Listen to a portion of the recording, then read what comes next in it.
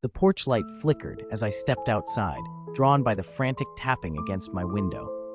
Midnight had cloaked my small yard in deep shades of blue-black, but the moths eclipsed it all, a living, writhing cloud pulsing around the bulb. Their wings battered the glass with feverish urgency, more desperate than any mere insects. I should have shut the door, but curiosity rooted me in place. One by one, they squeezed through the smallest cracks, spilling inside, dusting the air with a powdery, sickly sweet scent that made my head swim. They clung to my skin, crawling toward my mouth, my eyes, their tiny legs tickling and probing. I tried to scream, but the sound was swallowed by the relentless flutter of wings.